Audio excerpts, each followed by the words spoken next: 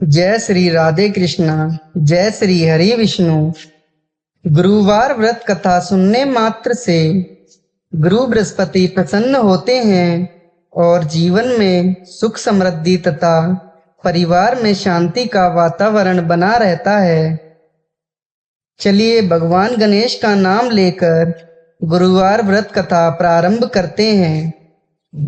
बृहस्पतिवार व्रत कथा। प्राचीन समय की बात है। भारत में एक प्रतापी और महादानी राजा राज करता था। वह गरीबों की सेवा करता था, ब्राह्मणों को दान देता था, कुएं, तालाब, बाग बगीचे आदि लगाता था। परंतु यह सब दान पुण्य और धार्मिक कार्य उसकी रानी को पसंद नहीं आता था और वह राजा को ऐसा करने से मना किया करती थी। एक दिन राजा शिकार खेलने के लिए वन को गए हुए थे। रानी अपने महल में अकेली बैठी हुई थी। उस समय बृहस्पति देव साधु के वेश में रानी के पास आए और भिक्षा मांगने लगे। रानी ने भिक्षा देने से मना किया और कहा, साधु महाराज, मैं इस दान पुण्य से परेशान हो गई हूँ। मेरे पति सारा दिन धन का दान पुण्य करते हैं, इससे मेरा मन बहुत दुखी होता है। मेरी यह इच्छा है कि हमारा धन नष्ट हो जाए और मैं पूरे आराम से रह सकूं। इस पर साधु रूप में आए हुए गुरु बृहस्पति ने रानी को बहुत समझाया और कहा, हे रानी, तुम इस धन का दान करो, पुण्य कर्मों में लगाओ, तालाब, बाग बगीचे आदि का निर्माण कराओ। इससे तुम्हारा और तुम्हारे कुल के वंशज का नाम बढ़ेगा। परंतु रानी ने ऐसा करने से साफ मना किया और कहा कि मैं ऐसा नहीं करना चाहती हूँ। आप कुछ ऐसा उपाय बताइए जिससे यह धन नष्ट हो जाए और मैं पूरे चैन से रह सकूं। ऐसा सुनने के बाद साधु ने उत्तर दिया, यदि तुम्हारी ऐसी इच्छा है तो मैं जैसा कहता हूँ वैसा ही करना। ऐसा करने से तुम्हारा घर धन धान्य से हीन हो जाएगा। साधु ने बताया कि गुरुवार को अपने घर को गोबर से लीपना, अपना सिर धोना, कपड़े धोना, पति से कहना कि बाल बनवाए, भोजन में मांस मदिरा का सेवन करना। इससे तुम्हारा यह धन सब नष्ट हो जाएगा और तुम चैन की सांस ले सकोगी। साधु के कहे अनुसार रानी ने वैसा ही किया। इसे करते हुए मात्र 3 गुरुवार ही बीते थे कि रानी का सब धन नष्ट हो गया और वह भोजन के लिए तरसने लगी। तब एक दिन राजा ने रानी से बोला कि हे रानी, तुम यहाँ रहो, मैं दूसरे देश को जाता हूँ, क्योंकि देश चोरी परदेश भिक्षा ऐसा कर राजा परदेश को चला गया। वहाँ जंगल से लकड़ियाँ काट कर लाता और शहर में बेचता। इस तरह अपना जीवन व्यतीत करने लगा। इधर राजा के परदेश जाते ही रानी और उसकी दासी बहुत दुखी रहने लगी। एक बार जब रानी अपनी दासी को 7 दिन तक बिना भोजन के रहना पड़ा, तो रानी ने दासी से कहा कि यहाँ पास में ही मेरी बहन रहती है, वह बहुत धनवान है, संपन्न है। तू उसके पास जा और कुछ भोजन के लिए मांगना, जिससे कि कुछ दिन हमारे गुजर बसर हो जाएंगे। इतना सुनकर दासी रानी के बहन के पास चली गई। उस दिन गुरुवार का दिन था। रानी की बहन उस समय गुरुवार का व्रत धारण कर गुरुवार की कथा सुन रही थी। दासी ने रानी की बहन को अपनी रानी का संदेश दिया, लेकिन रानी की बड़ी बहन ने कोई उत्तर नहीं दिया, क्योंकि वह उस समय गुरुवार व्रत की कथा सुन रही थी। पूजा और कथा संपन्न करके ही बोला जाता है, इस नियम का पालन कर रही थी।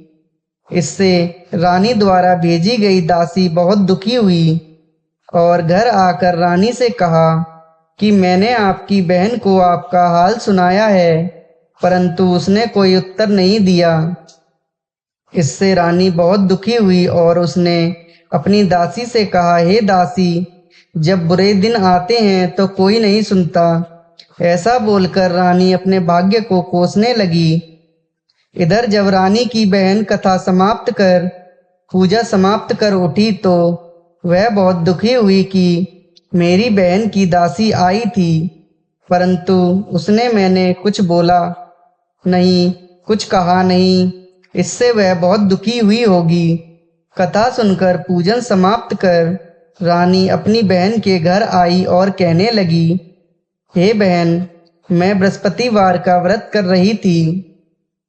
तुम्हारी दासी मेरे घर गई थी, परंतु जब तक कथा होती है तब तक कुछ बोला नहीं जाता और उठा नहीं जाता। इसलिए मैं कथा समाप्त होने का इंतजार कर रही थी और जैसे ही कथा समाप्त की मैं तुरंत तुम्हारे घर आई। कहो बहन, तुम्हें क्या परेशानी है?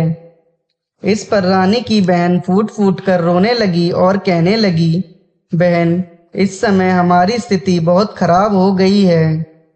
खाने खाने के लिए हम मोहताज हो गए हैं। घर में अनाज नहीं था, इसलिए मैंने दासी को तुम्हारे पास भेजा था कि तुम कुछ खाने को अनाज दे दो, जिससे हमारे कुछ दिन खाने की व्यवस्था हो जाए। ऐसा सुनकर रानी की बहन ने पूरे विश्वास के साथ कहा, हे बहन, तुम अपने घर में जाकर देखो, तुम्हारे घर में भी अनाज मिलेगा। ऐसा सुनकर रानी की दासी ने घर में जाकर देखा तो अनाज से भरा हुआ एक घड़ा मिला। इस पर रानी और दासी बहुत खुश हुईं। यह चमत्कार देखकर दासी रानी से कहने लगी, हे रानी, हमको भोजन नहीं मिलता तो हम रोज व्रत ही करते हैं, इसलिए क्यों नहीं यह व्रत की विधि और कथा पूछ लिया जाए ताकि हम व्रत कर सकें। तब रानी की बहन ने अपनी बहन से गुरुवार व्रत के बारे में सारी जानकारी ली। रानी की बहन ने बताया, बृहस्पतिवार के व्रत में चने की दाल मुनक्का से विष्णु भगवान का केले की जड़ में पूजन करें, दीपक जलाएं, कथा सुने, पीला पूजन करें, पीला वस्त्र पहने। इससे गुरु बृहस्पति प्रसन्न होते हैं और पुत्र की प्राप्ति होती है। व्रत और पूजन विधि बताकर रानी की बहन अपने घर को लौट आई। अगले हफ्ते जब गुरुवार का दिन आया तो रानी और दासी दोनों ने व्रत रखा और गुड़शाले में जाकर चना और गुड़ बीन कर ले आए। फिर उसको केले की जड़ में भगवान विष्णु की पूजा किया। पीला भोजन कहाँ से आए, इस बात को सोचकर रानी और दासी दोनों बहुत दुखी हुई। उनके व्रत रखने के कारण गुरु बृहस्पति उनके ऊपर प्रसन्न थे, इसलिए वह एक साधारण व्यक्ति का रूप धारण करके 2 थालों में व्रत का साधारण भोजन लेकर उनके सामने उपस्थित हुए। दासी को भोजन देकर बोले कि यह तुम्हें और तुम्हारी रानी के लिए भोजन है, यह भोजन तुम आराम के साथ करना। रानी ने फिर अगले हफ्ते गुरुवार का व्रत धारण किया। इससे उनकी खोई हुई राज्य संपत्ति सब वापस आ गई। रानी ने इस व्रत को लगातार करना प्रारंभ कर दिया और वह आलस्य को त्याग कर कुछ समय बीता। रानी फिर पहले की तरह से रहने लगी। तब दासी बोली, देखो रानी, तुम पहले भी इस तरह आलस्य कर देती थी, तुम्हें धन रखने में कष्ट होता था, इस कारण सभी धन नष्ट हो गया। अब जब भगवान की कृपा से धन मिला है तो तुम्हें फिर आलस्य क्यों होता है? आलस्य त्यागो और गुरु बृहस्पति की शरण में बनी रहो। रानी को समझाते हुए दासी ने कहा कि बहुत मुसीबत और समस्याओं के बाद हमने यह धन पाया है, इसलिए हमें दान पुण्य करना चाहिए, भूखे को भोजन कराना चाहिए, हमको शुभ कार्यों में खर्च करना चाहिए, जिससे तुम्हारे कुल का यश बढ़ेगा, स्वर्ग की प्राप्ति होगी, पितृ प्रसन्न होंगे और तुम्हारा नाम बढ़ेगा। दासी की बात सुनकर रानी अपना सारा धन शुभ कार्य में खर्च करने लगी और पूरे नगर में इस बात की यश कीर्ति और चर्चा फैलने लगी। एक दिन राजा दुखी होकर जंगल में पेड़ के नीचे आसन जमाकर बैठा हुआ था। अपनी दशा को याद करते हुए बहुत दुखी होने लगा। गुरुवार का दिन था। एकाएक उसने देखा कि उसी समय साधु प्रकट हुए। साधु के वेश में वह गुरु बृहस्पति थे। लकड़हारे के सामने आकर बोले, लकड़हारे, सुनसान जंगल में तुम किस व्यर्थ की चिंता में बैठे हुए हो? लकड़हारे ने हाथ जोड़कर गुरुदेव को प्रणाम किया और अपनी सारी पुरानी बातों को वह गुरु बृहस्पति देव के सामने कहने लगा। महात्मा जी ने कहा, हे राजा, तुम्हारी रानी ने गुरु बृहस्पति देव का अनादर किया था, जिस कारण तुम्हें यह कष्ट भोगना पड़ा। अब तुम चिंता ना करो और मेरे कहे हुए मार्ग पर चलो। तुम्हें तुम्हारे सब कष्ट दूर हो जाएंगे और पहले से भी अधिक धन संपत्ति भगवान की कृपा से तुम्हें प्राप्त होगी। तुम बृहस्पतिवार के दिन कथा किया करो। 2 पैसे के चने मुनक्का लाकर उसका प्रसाद बनाओ। शुद्ध जल के लोटे में शक्कर और हल्दी मिलाकर केले के पेड़ का पूजा किया करो। तत्पश्चात इस कथा का श्रवण किया करो। साधु के ऐसे वचन सुनकर लकड़हारा बोला, हे प्रभु, मुझे लकड़ी बेचकर इतना पैसा नहीं मिलता जिसे भोजन के उपरांत मैं कुछ बचा सकूं। मैंने रात्रि के स्वप्न में अपनी रानी को व्याकुल देखा। मेरे पास कुछ भी नहीं है जिसे मैं उसकी खोज खबर ले सकूं। गुरु बृहस्पति ने कहा कि किसी बात की चिंता मत करो। तुम रोजाना की तरह लकड़ियां ले कर जाओ। तुमको रोज से दुगना धन मिलेगा, जिससे तुम भली भांति पूजन और व्रत कर सकोगे। इतना कहकर साधु वहां से अंतर्ध्यान हो गए। धीरे धीरे समय बीतने लगा और वही बृहस्पतिवार का दिन आया। लकड़हारे जंगल से लकड़ी काटकर शहर में बेचने गया। उस दिन उस राजा को रोज से दुगना धन मिला और उस धन से गुरु बृहस्पति देव की पूजा की। संपूर्ण सामग्रियां खरीद कर लाया और व्रत और पूजा किया। परंतु दूसरे सप्ताह राजा व्रत करना भूल गया। इस कारण बृहस्पति देव नाराज हो गए। उस दिन उस नगर के राजा ने विशाल यज्ञ का आयोजन किया था और पूरे शहर में यह घोषणा करवा दी कि कोई भी मनुष्य अपने घर का चूल्हा न जलाए। सभी राजा के यहाँ निमंत्रण में भोजन करने को पहुंचे। राजा की आज्ञा मानकर नगर के सभी लोग राजा के यहाँ निमंत्रण में शामिल हुए। लकड़हारा कुछ देर में पहुंचा। देर से पहुंचने के कारण राजा उसे स्वयं अपने महल में ले गए और भोजन करा रहे थे। तब तक रानी की दृष्टि खूंटी पर पड़े हुए उनके 9 लखा हार की तरफ गई। वह हार रानी को नहीं दिखा, इसलिए वह व्याकुल होकर राजा से इस बारे में चर्चा करने लगी और राजा और रानी ने लकड़हारे को उस हार का चोर साबित कर दिया और उसे कारागार में डलवा दिया। लकड़हारा कारागार में पड़ गया तो बहुत दुखी होकर विचार करने लगा कि न जाने कौन से जन्म के कर्म के कारण दुख प्राप्त हुआ, और उस साधु को याद करने लगा जो उसे जंगल में मिला था। गुरु बृहस्पति अपने भक्तों की करुण पुकार पर तुरंत वहां प्रकट हुए और उसकी दशा को देखकर कहने लगे, हे मूर्ख, तूने बृहस्पति देव की कथा और पूजा नहीं की, इस कारण तुम्हें यह दुख प्राप्त हुआ। अगले गुरुवार को कारागार के दरवाजे पर पड़े हुए 4 पैसे मिलेंगे, उनसे तुम पूजा करना, तुम्हारा यह दुख दूर हो जाएगा। बृहस्पतिवार के दिन राजा को कारागार के दरवाजे पर पड़े हुए 4 पैसे मिले। उनसे राजा ने पूजा की सामग्री मंगाई तथा पूजा की। उसी रात्रि उस नगर के राजा को यह सपना आया कि यह व्यक्ति निर्दोष है, उसे छोड़ दो, नहीं तो मैं तुम्हारे समस्त राज्य को नष्ट कर दूंगा। इस तरह रात्रि के स्वप्न को देखकर राजा प्रातःकाल उठा और खूंटी पर लटका हुआ रानी का 9 लखा हार देखा। इससे वह लकड़हारे को, जिसको जेल में बंद कर दिया था, उसको बुलवाया और योग्य सुंदर वस्त्र आभूषण देकर उसे नगर से विदा किया तथा उससे क्षमा मांगी। राजा जब अपने नगर के समीप पहुंचा तो उसे बहुत आश्चर्य हुआ। नगर में पहले से अधिक बाग बगीचे थे, तालाब, धर्मशाला इत्यादि बन गए थे। राजा ने पूछा, यह सब किसका है?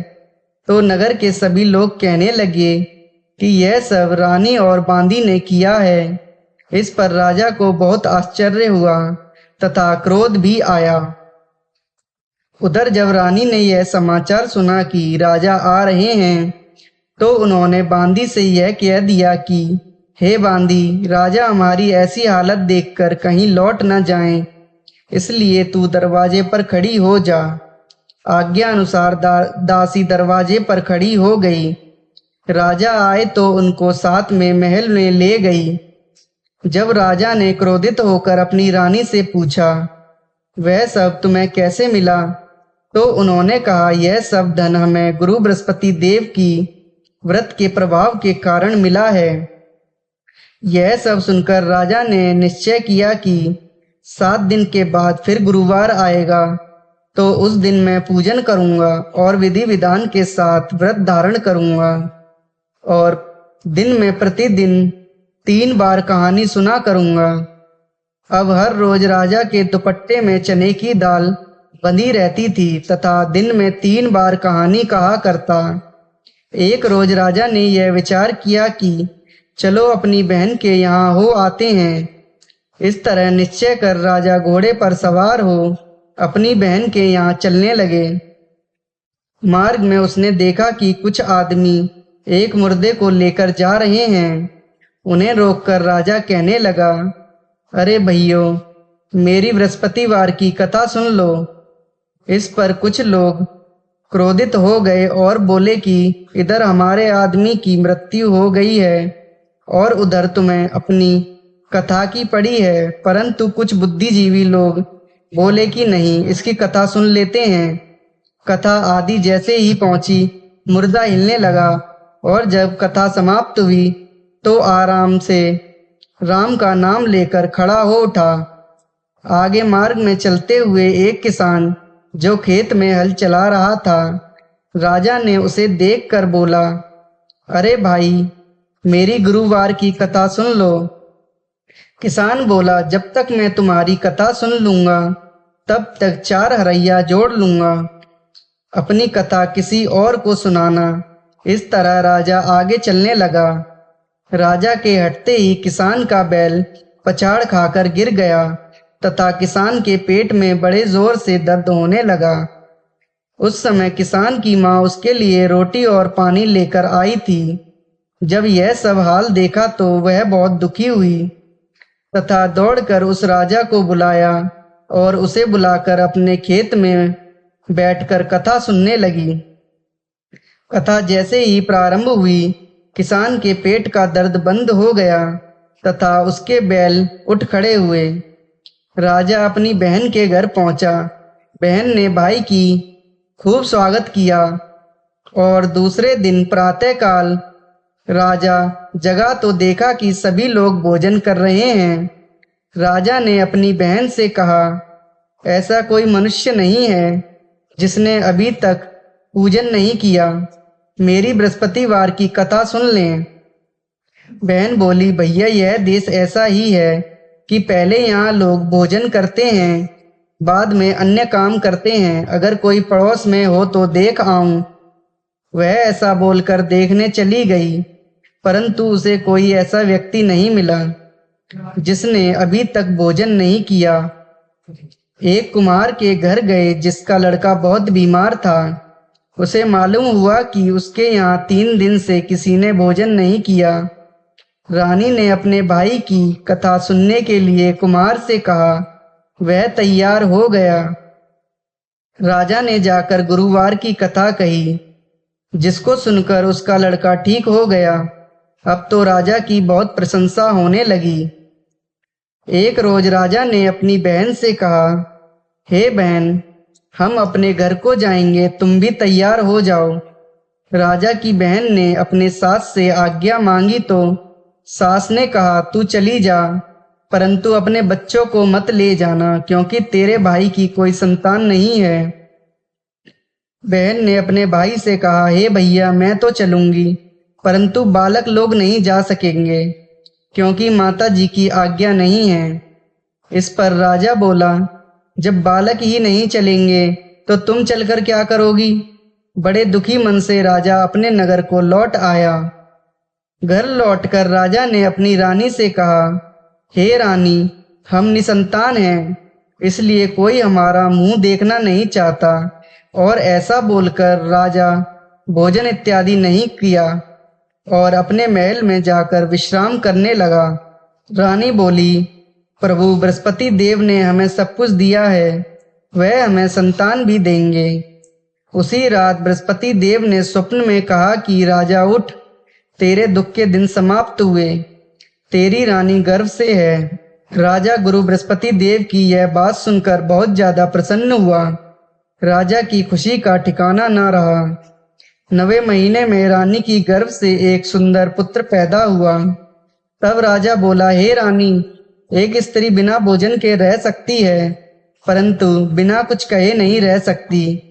जब मेरी बहन आए तुम उसको कुछ मत कहना। रानी ने सुनकर हाँ कर दी।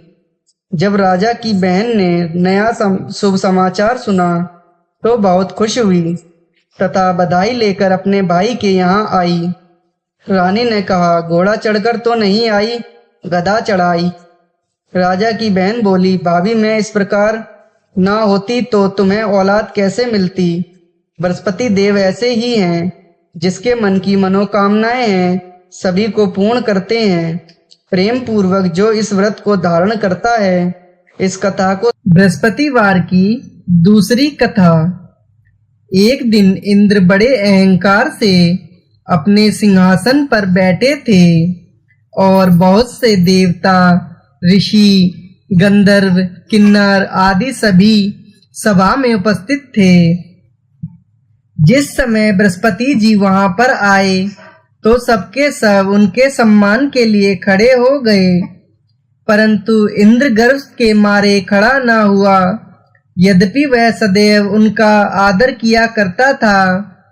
बृहस्पतिवार अपना अनादर समझते हुए वहां से उठकर चले गए। तब इंद्र को बड़ा शोक हुआ कि मैंने गुरुजी का अनादर कर दिया, मुझसे बड़ी भारी भूल हो गई। गुरुजी के आशीर्वाद से ही मुझको यह वैभव मिला है, उनके क्रोध से यह सब नष्ट हो जाएगा, इसलिए उनके पास जाकर उनसे क्षमा मांगनी चाहिए। ऐसा विचार कर इंद्र उनके स्थान पर गए। जब बृहस्पति जी ने अपने योग बल से यह जान लिया कि इंद्र क्षमा मांगने के लिए यहाँ पर आ रहा है, तब क्रोधवश उससे भेंट करना उचित न समझकर अंतर ध्यान हो गए। जब इंद्र ने बृहस्पति जी को न देखा तब निराश होकर लौट आए। जब दैत्यों के राजा वृषवर्मा को यह समाचार विदित हुआ तो उसने गुरु शुक्राचार्य जी की आज्ञा से इंद्रपुरी को चारों तरफ से घेर लिया। गुरु की कृपा न होने के कारण देवता हारने व मार खाने लगे। तब उन्होंने ब्रह्मा जी को विनय पूर्वक सब वृतांत सुनाया और कहा कि महाराज, दैत्यों से किसी प्रकार बचाइए।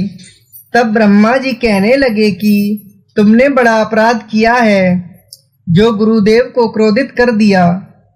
अब तुम्हारा कल्याण इसी में हो सकता है कि त्वष्टा ब्राह्मण का पुत्र विश्वरूप बड़ा तपस्वी और ज्ञानी है, उसे अपना पुरोहित बनाओ तो तुम्हारा कल्याण हो सकता है।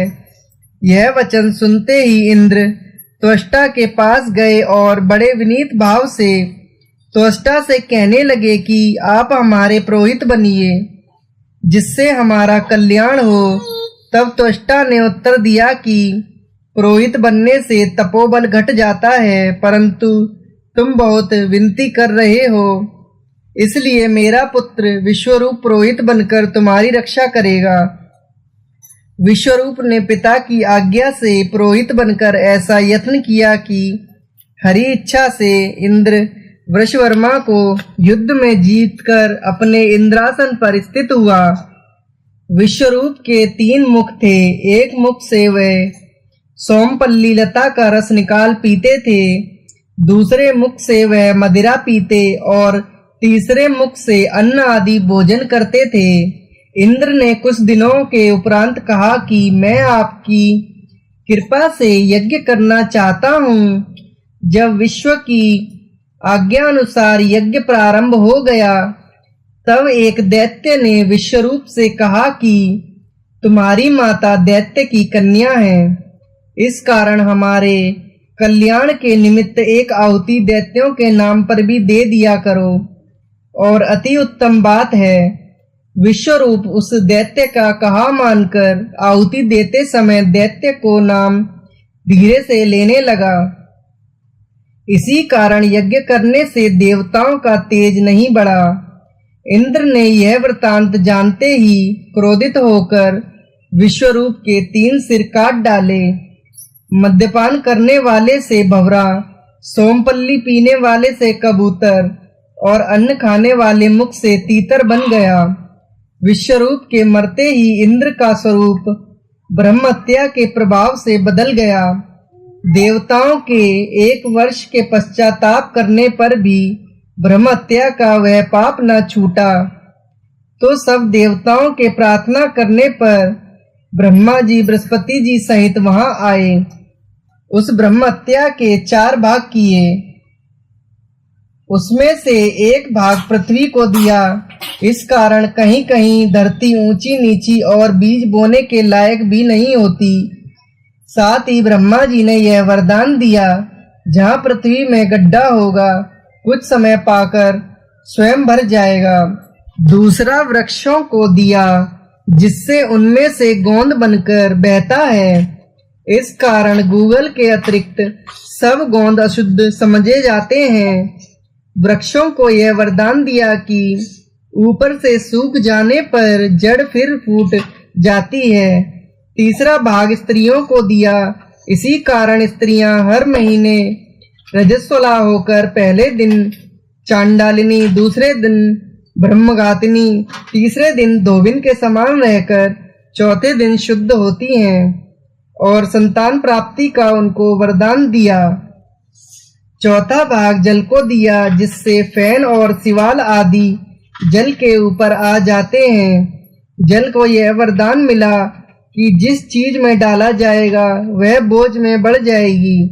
इसी प्रकार इंद्र को ब्रह्महत्या के पाप से मुक्त किया। जो मनुष्य इस कथा को पढ़ता या सुनता है, उसके सब पाप बृहस्पति जी महाराज जी की कृपा से नष्ट हो जाते हैं। बोलो बृहस्पति भगवान की जय, बोलो भगवान विष्णु की जय। अब बोल माधव, तू क्या